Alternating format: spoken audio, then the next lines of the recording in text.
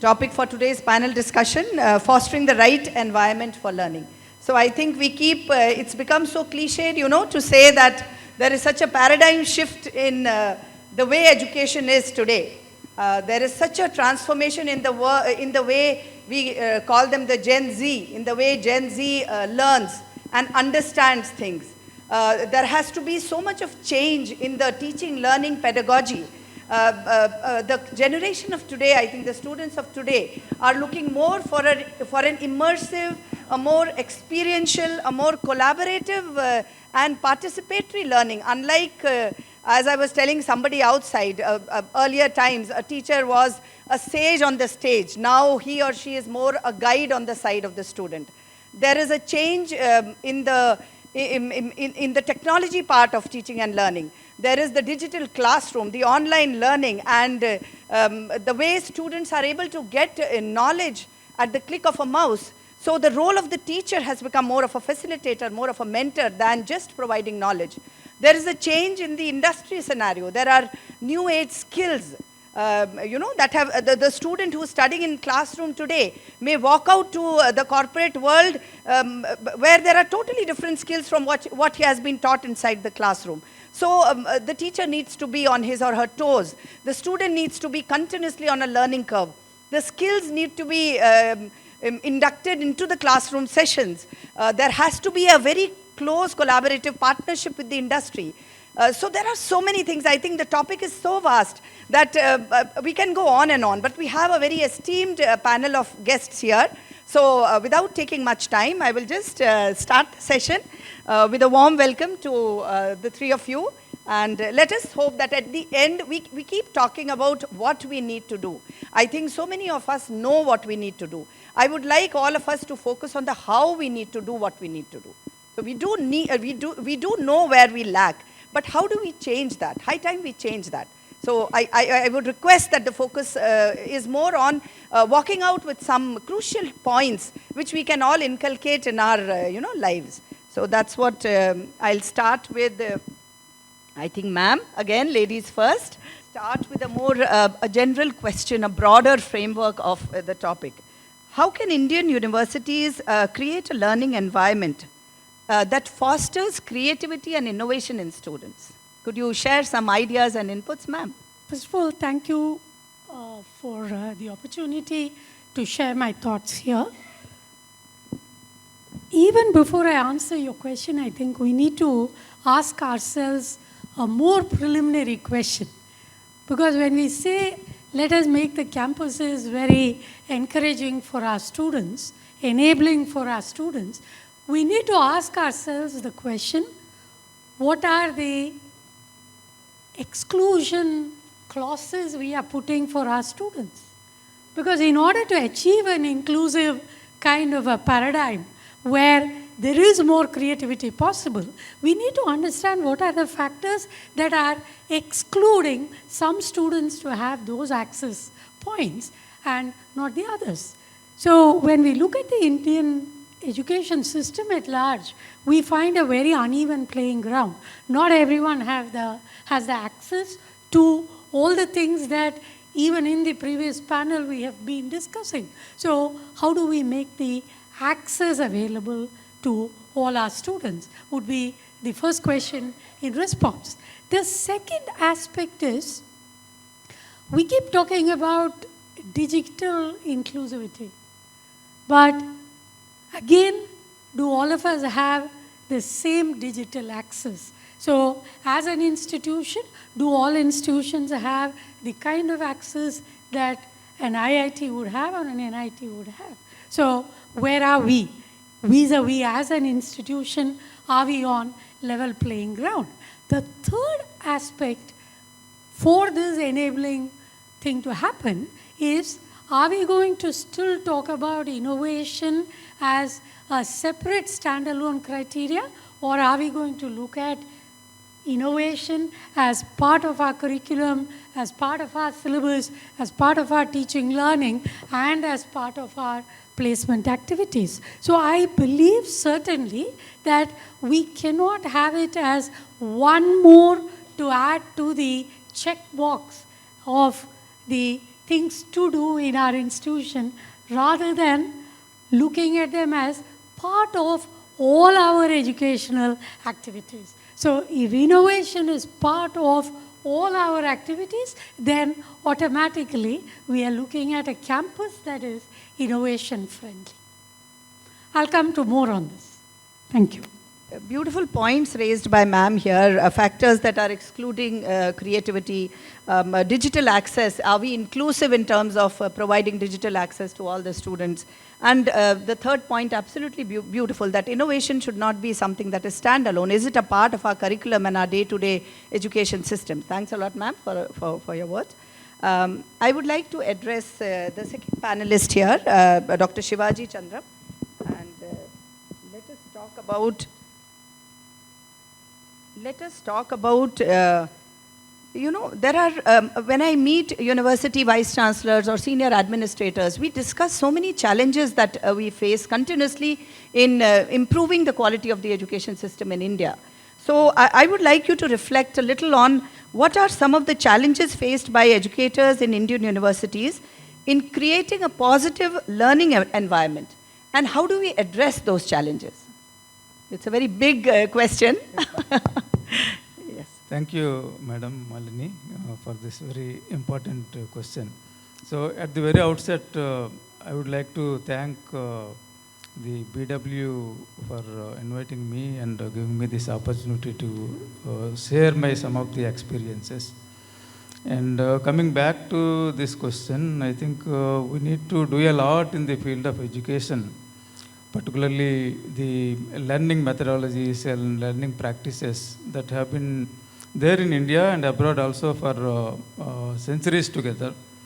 But every time we talk about these things, and then more often than not, those discussions will be limited to these kind of activities and fora, but will not be taken to forward to the real players in the field of education. Whether it is a student or faculty or education leaders and so on and so forth. So what we need to do is provide a right kind of environment for the faculty at the first, and then identify the talents among the student community. So depending upon the talents, then we can actually segregate the classrooms and practices. For example, in my previous avatar as a advisor to Government of India, Department of Science and Technology, we have been actually talking a lot about industry-academia collaborations, and now in a different role as a Vice Chancellor of Savitri University.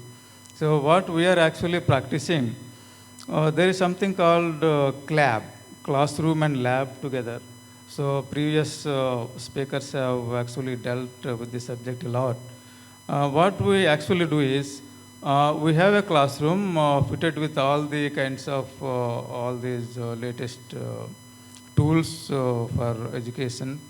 And then the faculty teaches the theoretical aspects as well as practical also. So one side all the students will be there, and around the class we have all the practical aspects of what he is teaching. So the student is directly exposed to the practical aspects in addition to the theoretical aspects that have been actually taught. So bookish knowledge is important, but practical is also more important for the enhancing the capabilities of the student at the first place. And there are several aspects related to rankings and all. I think then I will be reserving these comments at a later stage. Thank you. The important stakeholder in teaching learning students, we must take care of their expectations. They must love to come to college. They wanted to make fun, let them make fun, and the learning should be fun. While learning, they should make fun. That is very important. In the school, in Indian education system, we have been trained them for studying and preparing for examination and getting results. Most of higher education institutions also, we are continuing the same. At the end of the day, they are getting good grades. Even they get jobs, they can have a career also. it may not be sustainable or rewarding or challenging. To build such career, most of the students coming to engineering colleges or higher education institutions only to build a career. I don't have any thoughts about that. In the morning also discussed. So we need to good career, but same time the 4 years or 3 years or whatever the time they are spending, they are youths. They want to enjoy. We should not take away that time. So that we should create such environment inside our campuses. That is very, very important. That in terms of infrastructure, teaching, learning resources, labs, classrooms, curriculum, syllabus, whatever we design, it should be a part of our teaching. It should not be a separate one. Like Madam said, for innovation separate, for entrepreneurship separate activities, it shouldn't be like that. It should be a part and parcel of everything. So if they are stepping into our campus, the learning starts. We should give credit. They should earn credit for that also. Because if they spend time, we should give credit. The learning should be like that. And also, most of the cases we are preparing them for jobs. Industry has to come forward. In India, deep technologies are not being developed. The technologies developed in some other countries, we are using here. That's all. If the and even for skilling, now only companies are started collaborating with institutions for building resources, because they don't have resources, trained resources, and they don't want to spend time and pay better, very high compensation for the trained resources to build it. That's why they are coming forward and associating with industries. In that process, say for example, the other panelists, the previous panel, they were having discussions about investment, lot of investment required to build world-class. Why should we build a world-class university? We need to build our own, to solve our own problems, we need to develop our own curriculum and universities, that's all. For that, industry, we have so many industries and we have so many problems, 1.4 billion people. So those problems we should take up. For that, solving those problems in our own way, we need to develop universities, investment. Let us not forget about this many investment is required. Let us take up the problems existing in our country. For that, we need to build campuses. And we need to encourage our students to solve those problems. They are here, they are inside the campus and they are learning. For that, they will be awarded with the degree, rather than simply learning inside the classrooms and the labs and writing exams. Not only that, there should also, you need to have fundamentals, basics, you should be thorough. Then only you can apply and develop solutions for the problems. Okay, this is what my thought process. Thank you very much. And I think we had Dr. Shivaji talking about the concept of CLAB and practical skills. Classroom and lab, both are equally important. And Dr. Sriram told something very beautiful. I think I totally agree with you that why do we keep focusing on what the other countries are doing? We do need to learn from others, but we also need to see what local problems we have and how do we solve those problems in our own way. So I think that was something very interesting and very good. And you also touched on the most important stakeholders, that are students, how to create a campus-friendly environment, infrastructure, resources, teaching learning process. So coming to that, talking about the teaching learning process, I would like to get a little more insight on this, because so many people keep asking that, we keep talking about a student-centric learning environment. We need to be more specific. Like I was telling in the beginning, we do know what are the problems in the system. How do we tackle those problems? How do we give practical tips so that we can take those tips from here and probably transfer it to others and use it in the classroom and in the campuses? So my question here would be, let us talk about like critical thinking skills, creativity among the students. We keep saying that our students lack that. So how can Indian universities help students develop the critical thinking and problem-solving skills that they need to succeed in this dynamic, global environment? I would like, probably ma'am can start and throw some light on this. Happy you raised it. The reason is, yes, we keep talking about the changes that are happening in the process of teaching and learning. That all of us are aware of. But to what extent have the other aspects of teaching and learning kept up with it? Right? So for instance, the earlier question, you talked about how can innovation happen. So supposing a student, as part of an assignment, has come up with an idea for a patent. We can even go one step earlier, idea for a copyright. What is the value we are going to give that copyright or that patent in our evaluation process? If we don't, we cannot encourage. So in other words, we cannot have a system of evaluation that is outdated and not keeping up with what the current trends are. That is one aspect. The second aspect is, as teachers, we may be new to this highly immersive AI, ML, VI environments. But we need to understand, irrespective of the geographical location, our students are closer to the status of being digital natives. Because you introduce a technology to them, they probably pick up the technology faster than many from our generation can. So, in other words, where are we factoring that in? We are talking about collaborations, but collaborative teaching and learning should also involve a collaboration with the learner. So, to what extent do we have the learner telling us what they want to learn? So we cannot suddenly make them active learners or learners taking responsibility for their learning, but instead, are we providing the avenues for them to become active learners? So that has to be built in to the process of teaching and learning before we ask for creativity on the part of the learners.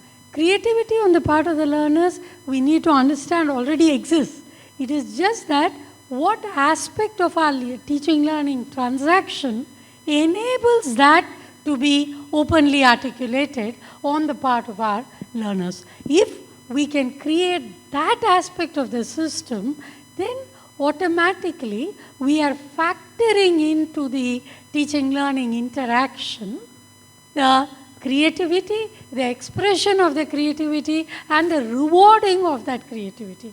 Nothing that is rewarded can sustain in an educational system. So that is where we are looking at how the little brownie points that we keep for students doing extraordinary work is not in terms of the final summative assessment that we do, but it is in the process. So are we telling our students, enjoy the process, think of offbeat ideas, let creativity be rewarded, then automatically we will have more creative solutions than we are looking for.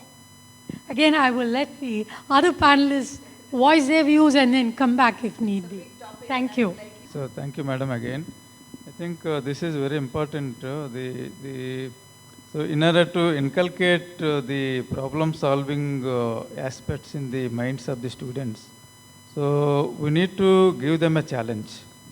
So as my co-panelist said in the beginning, he said that we have to just give them a challenge, a local issue. Let us say we are all facing so many societal relevant issues. Just put all the students in one issue and try to observe how they are going to solve it. So the problem is very local, but we need to gain the international importance for that thing, global recognition for that problem solving aspects. So there are several of those things. They are not pertaining exactly to the education, but it may lead to the research kind of innovation actually starts with the challenge. So if you give the challenge, suddenly to your first year BTech student, look, you have to solve this aspect, or you have to tell us how you are going to solve it, whether the way you are solving, whether really this will give a beneficial aspects of the society, so what the society is getting benefit out of this particular challenge. So They're all learning in the classroom, but more often than not, they are really missing the how to tackle when there is a severe challenge. So all of us have actually learned these kind of challenges during the pandemic. Not only the medical practitioners, across the society, everybody has actually contributed and learned how to face a big challenge like a pandemic.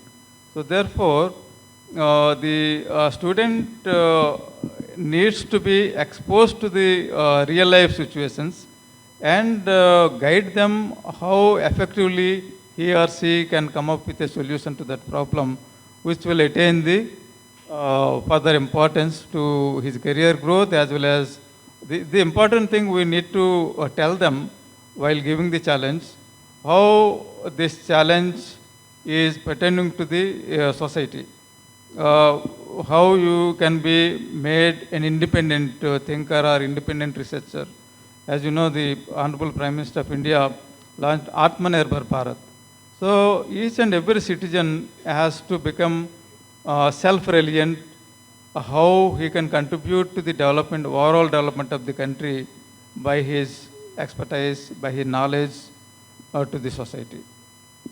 Thank you. So, creativity is very important. We must look at developing their cognitive skills. For that, my approach in our institute, they have to solve problem rather than studying for examination and getting grading degrees and for jobs. So, problems we can give as an institution, faculty, institute, and we can get problems from the industry, or we must create awareness among the students that they are learning to solve problems in the society day-to-day life, whatever they are seeing. So, from society also, they can come out with their own problem statements. That's very important. Once the problem, if they understand the problems and they make the statements, problem statements, yes, this is the problem, I wanted to develop solution for this problem, or something I wanted to create new, so that this world can be better. So we need to train them, we need to tell them that this is very important, we have to create awareness. Then after that, they can jointly form a team of students studying in the same classroom, same batch, or seniors, or different departments of engineering, or arts and science, or economics, anything. They have to, nowadays all problems are different, multidisciplinary approach is very much important. So then they have to start learning whatever required. That can be part of their curriculum. Our curriculum should be like that. Then, for example, for developing a solution for farming community, they need to understand farmers' problems and technology involved, maybe IoT, sensor, some AI-based softwares, or some drones. They need to form a team. Then they can develop, they can learn different technologies that we should give credit to them. For example, recently we did a big project around 25 of my students spent in one large IT organization having 300,000 people. They are having their innovation center. 7 problem statements they gave. These 25 students, along with a few faculties, spent 120 days and developed solutions for those problems, unbelievable kind of solutions. The company, they showcased those solutions to their clients. Now they got business also. Those solutions are very creative. That's first time they created such solution. The industry never expected those kind of solutions from the students. But how are you going to award them? That only we are giving OD to the student, that's all. So all these 120 days, whatever they spend, that should be, we should give credit. They should earn credit by spending. We are giving that, say already I gave OD, that's it, that's a big issue. No, do you learn something? No, we should not tell like that. We need to encourage them. It should be part of their curriculum. They need not to spend another 15 hours for earning further credit, maybe 160 credit, it should be awarded. So why should we demotivate them? They are spending more time. Similarly, on cultural event, for that also creativeness is required. So being organized, they spent 30 hours, you need to give 2 credit to them instead of not only learning inside your classroom. We strongly believe they learn a lot outside their classroom, even outside their campuses. That's very important. Okay, that's very important. Now, even AICT also telling that 40% online can be learned any programs. Okay. So these are for improving the developing creativeness. We need to create awareness to understand the problem and define the problem and developing solution. For that, they need to learn. In this process, your teaching, learning, teacher and the campus, all these things should be a facilitator or mentor wherever they're stuck. We need to help them out, and we need to monitor them because they are learners. That's all required from my side. Thanks. I think we got some very practical points here from the panelists. All of them were talking on one theme, that creativity cannot, it's not like you can inject it in a 1 week, 10 days classroom exercise by calling some outside trainers. It has to be a part and parcel of the curriculum. It has to be a part of how you are teaching. So once you have imbibed it into the curriculum, put a reward system in motion. There are credits given for what they are doing. There are credits given for the time they spend in solving problems. They are encouraged to think out of the box. And they are given a message that there is nothing wrong in questioning your teachers, in asking, when they ask questions like why, they should also be allowed to ask questions like why not? Why not? Agree to disagree. All these things are so important. Most of the times we just keep telling them, just listen to the teacher, just listen to what I'm saying and just conform. So conformity is not something that will encourage creativity. So I think again, the same thing, that it has to be into the curriculum, there have to be credits given for that, and it has to be a part of the daily classroom session.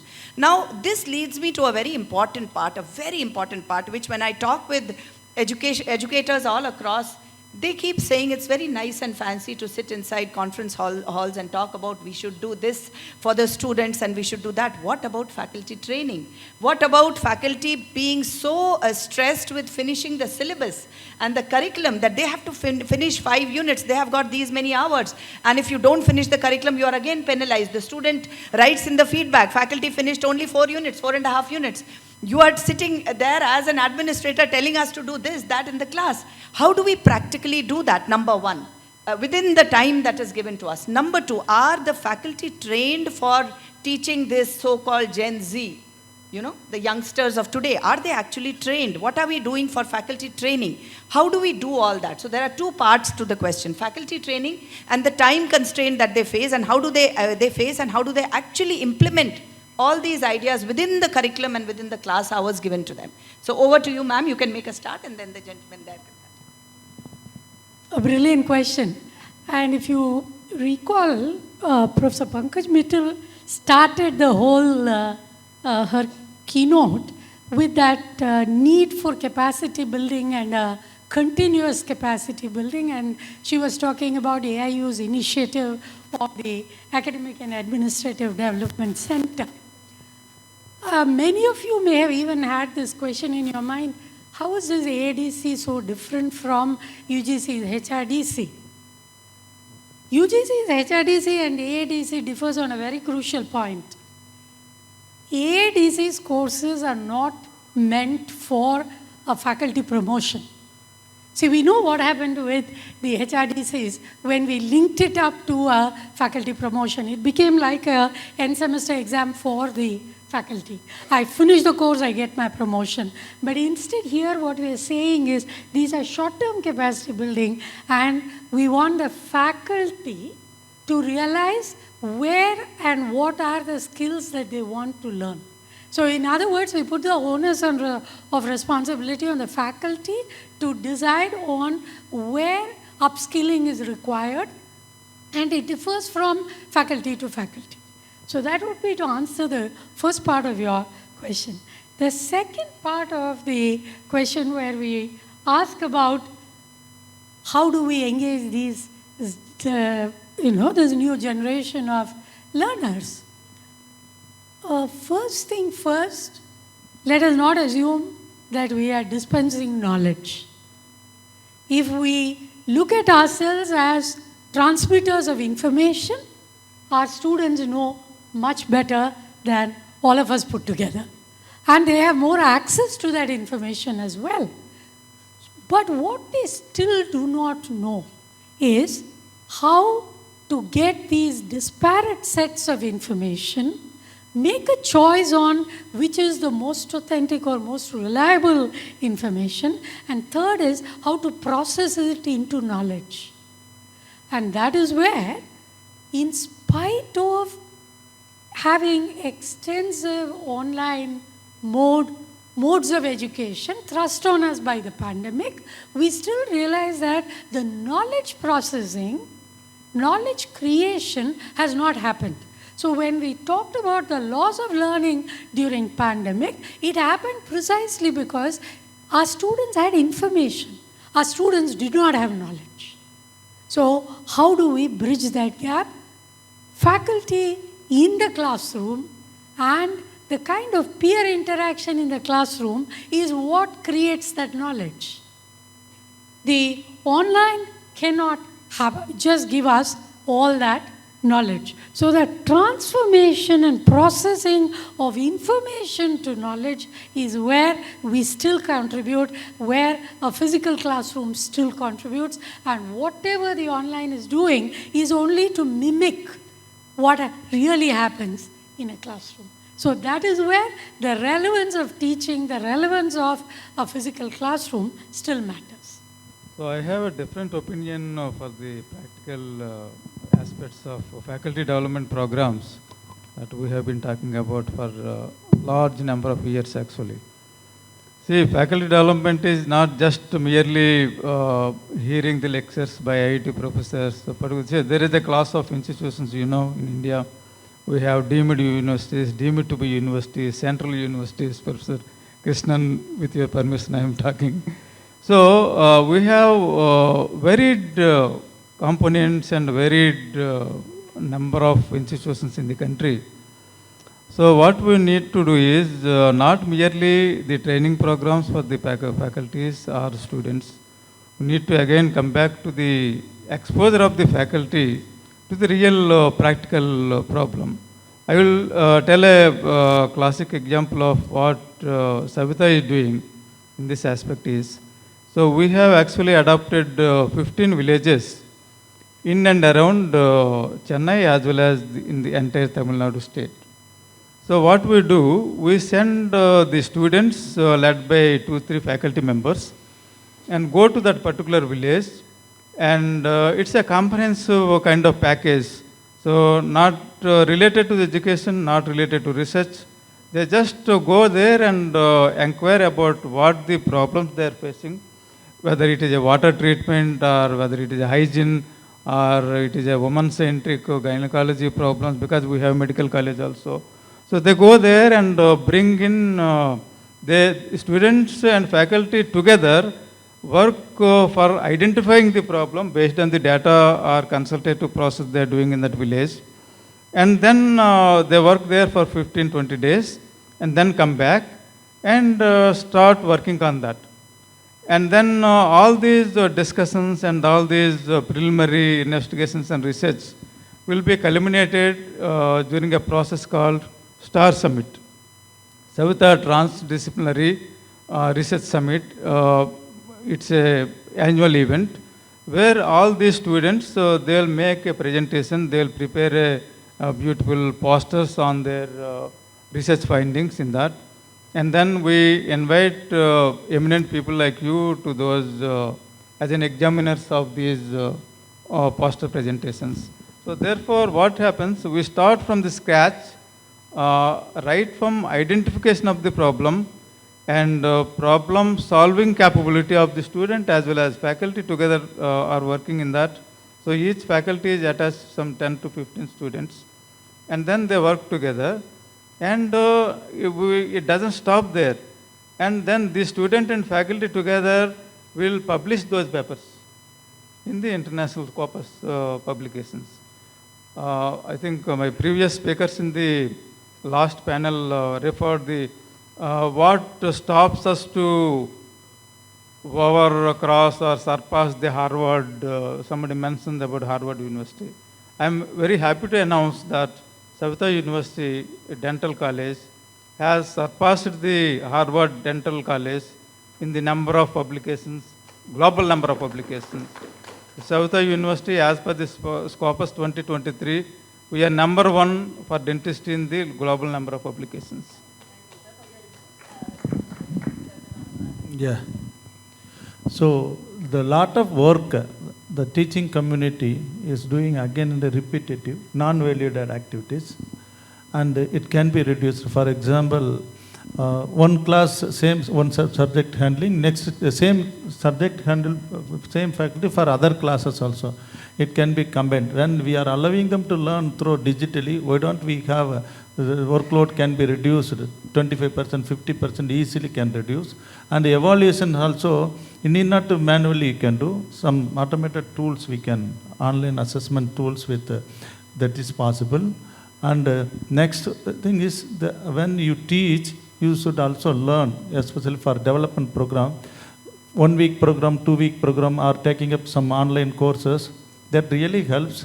I'm not denying that, but along with they should learn when they are teaching or when they are doing projects. Okay, along with students, they need to do project, and they also update themselves. They should learn in that process. At par with student, they can also learn. Sometimes it will be more useful for the students as well as for the faculty, because they are retaining the knowledge. Another most important thing is for developing faculty, how to teach changing environment. For each and every year, technology is keep on updating, and also the learning environment we should change. Instead of only learning the courses, new courses, that is also very important. But more than that, our teaching methodology, every year, every semester, we have to change. That is more important, because each and every year we are getting some different sets of students. Their expectations are different. Maybe post-pandemic, it is keep on changing. That's very, very, very important. So teachers also, professors, they also should be a problem solver. Okay, they must understand the problems. They should solve those problems along with students. That is very important, in my opinion. Thanks a lot. I think we got some very valuable points here. The panelists talked about the onus on the faculty for upskilling. They need to take responsibility for their own, development. Ma'am talked about how they need to learn to assimilate, analyze, and synthesize and innovate. Change in teaching pedagogy that is required every year. We need to revisit our teaching methods and try to bring a change if required. Faculty exposure to real life problems, removing the repetitive nature of the work, problem-based learning even for the faculty members. So these were some important points. I had some 1 or 2 questions, but I would first like, because of lack of time, I would like the audience to now interact. And from the audience, any questions, please? Yes. Wonderful. There is a good discussion went on that. Thanks. Recently, there is an article coming up from AIU newsletter. They are saying that the number of publications for the last 10 years in India is very high when compared to Stanford or Harvard universities. But how you are going to convert into the product to the society is only 25% in India, but 95% in Stanford. And also, if you are seeing that, we never consider the patent, as Madam rightly told that, for any promotions, right?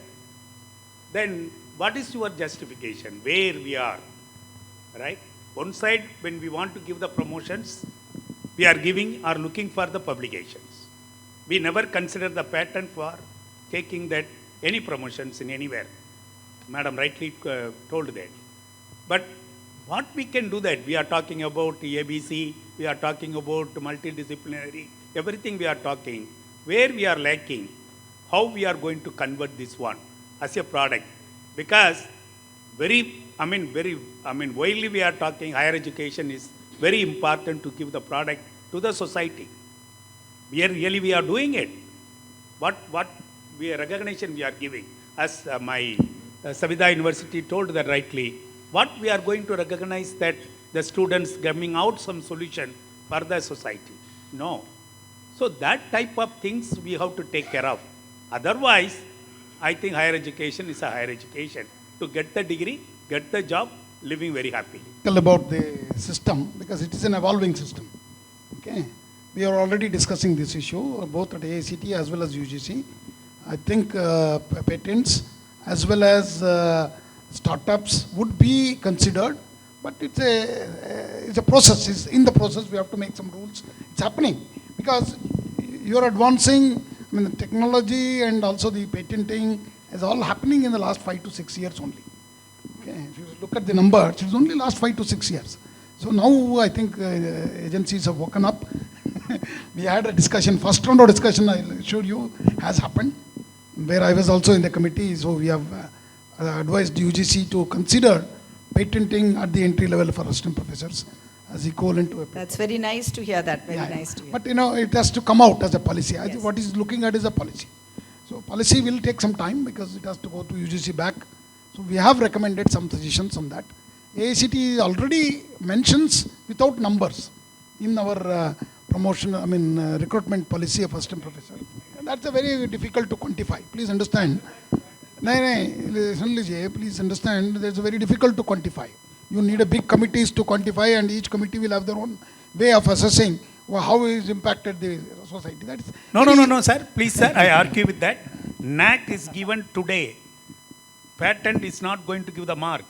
Patent, how many went to the society? Kindly look into that, the criteria what they are giving. Listen, listen, NAC also, if you did not know, there are a lot of changes happening. Sir, even in today the is a new one. Today they publish a new one. Correct. Where but I am talking please about. understand, NAC also they are discussing, NAC and NBA. So I think, yes. So I think, yes. A lot of positive changes are happening in the policy. Yes. No, what I am trying to say is exactly same thing. Positive changes are coming on the way. Yes. We have to wait we have to have some patience. Yes. We need to still do a lot more. Correct. Good afternoon. I am Dr. Ramanan from Deen Dayal Institute of Rural Development in Kanchipuram. Yes. It is located it's promoted by BHU. So our chairman, AICT chairman, was mentioning during his speech that special emphasis has been made for rural engineering colleges, and the MOU has been signed with 500 companies for their placement. It's a very welcome sign because it's a very need of the hour and fulfilling so we should congratulate our chairman for achieving this wonderful feat. Second thing is the institute, our faculty development. We are involving that NIRD at Hyderabad and also the IRMA at Ahmedabad, this Anand. So these two institutions are helping in faculty development. Actually, one program is going on today also there in our institute, but since I wanted to attend the program headed by our respected AICT chairman, I came here. So a lot of emphasis is being given in this, as our Vice Chancellor of Savita was telling, by the Prime Minister for rural development particularly, which has been very much neglected in the past. We always focus on the colleges and engineering colleges and business schools in urban areas. So there is a lot of improvement going on. And thank you for doing Thank that. you, sir. Thanks for your input. Anybody else? Last? First of all, I would like to thank whoever are BW for including the student community to be a part of this. Ma'am, it's not a question. Ma'am, when we go for an higher education, we talked about updating the curriculum, more courses, online courses, offline courses, everything. But when it comes to a student come from a family, we are taking a loan, and it goes to most of the persons not look at the syllabus. We look at the name, we are going to put it in our LinkedIn profile, which is the name going to be in our LinkedIn profile, and what is the ROI, what is the investment we are doing, when we will get it back. And when going to the college, that is why the attendance is short for the classes and high for the placement drives. Placement drives, everyone comes on the time, and classes, everyone is late. It is because we are forced, and we are learning international syllabus, we are learning international subjects, international business, everything, and we are going back to our homes. Everyone is only concerned about, we are going back to the society, we are concerned about whether we got a job. I cannot say I got confidence, I am able to talk to so many persons, but I want to search for job further. Nobody takes it. So there is a dilemma between we are having an international campus and we are going back to our Indian societies. So that campus or the faculty, somehow there should be a support to deal with that dilemma, then we can Okay, also okay. come up with ideas. I think we are run out of time, but this is a very important point that he raised, that when we are moving from our campus to an international environment, we sometimes are not able to, adapt. And what do we do in our campuses to make them more adaptable? A very good point. Maybe some other time we can have a discussion. I see that we are running out of time and she's giving me that look that, ma'am, you better close it soon. So anyway, it was a wonderful panel and we had a nice discussion. I thank all the panelists with all my heart. Big round of applause for the panelists here. And again, thank to all the esteemed audience here. We had some good discussion, and thanks to the organizers. Thanks a lot.